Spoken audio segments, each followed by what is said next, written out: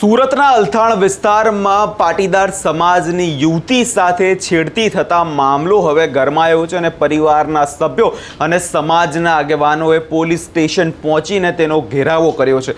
શું તે સમગ્ર મામલો, તેના વિશે વિગતે ચર્ચા કરીશું। નમસ્કાર, હું છું પ્રથમ મોદી, આપ જોઈ રહ્યા છો નિર્ભય ન્યૂઝ। ગુજરાતમાં કાયદો વ્યવસ્થા પર અનેકવાર સવાલો ઉઠતા હોય છે, પરંતુ અત્યારે મામલો એવો ગરમાયો છે કે સુરતમાં પાટીદાર સમાજની એક દીકરી સાથે છેડતી થતા મામલો એટલો બધો ઉગ્ર બન્યો છે કે લોકો અને સમાજના આગેવાનો હવે પોલીસ સ્ટેશન પહોંચ્યા છે અને પોલીસ સ્ટેશનનો ઘેરાવો કર્યો છે।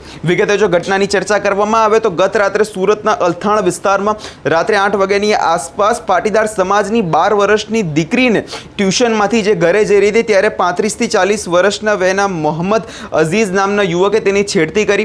સગીરાએ ચીસાચીસ કરતા આસપાસના લોકો તાત્કાલિક દોડી આવ્યા હતા અને આરોપીને રંગે હાથ ઝડપી પાડ્યો હતો અને રોષે ભરાયેલા લોકોએ પોલીસ બોલાવે તે પહેલાં જ તે આરોપીને બરાબરનો મેથી પાક ચકાડ્યો હતો।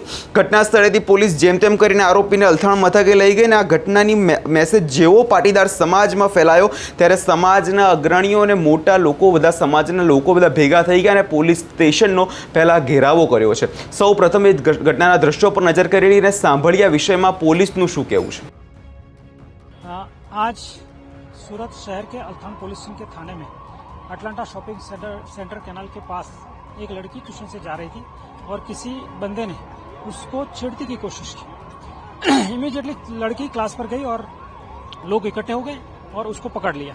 उन्होंने पीसीआर को कॉल किया, पीसीआर आई, उस लड़के को पकड़ लिया और पकड़ने के बाद पुलिस स्टेशन ले आए और उनके खिलाफ जो भी थी वो लड़की की फरियाद लेके कानूनी कार्यवाही की है। सर, कितनी पब्लिक वहाँ इकट्ठा हुई थी, कैसे कंट्रोल किया? कुछ लोग आए थे, उनको जो रिलेटिव्स थे वो रजूआत करने के लिए कि सर ऐसा हादसा नहीं हो और ऐसे कुछ किसी की लड़की या कोई किसी की भी कुछ प्रॉब्लम नहीं हो, उसके लिए उनको सुना और उनको अच्छे से सेटिस्फाइड करके फिर भेज दिया। सर, पुलिस को लाठीचार्ज क्यों करना पड़ा? लाठीचार्ज तो नहीं किया है, वो फोर्स जो था उनको पीछे से बोला है कि भाई आप चले जाओ, और जो फरियादी की मम्मी थी उसने स्टेटमेंट दिया, उसके बाद उनको रवाना किया। कितने थाने की पुलिस यहाँ 3 से 4 थानों की पुलिस थी जो लॉ एंड ऑर्डर और पब्लिक को समझाने में लगी है। लगभग कितने पुलिस कर्मचारी रहे होंगे? एसओजी 70-80 कर्मचारी रहे होंगे और दोनों ब्रांच भी थे। अभी कैसा है माहौल? एकदम माहौल शांत है, फरियाद दाखिल हो गई है और आरोपी को अरेस्ट भी अभी करने की तजवीज चल आरोपी का नाम क्या है?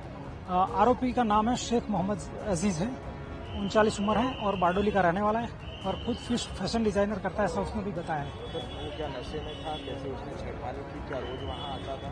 नहीं, पहली बार ही आया ऐसा उसका बोलना था और नशे में तो नहीं था, बट उसका हर तरह का टेस्ट किया जाएगा इन्वेस्टिगेशन।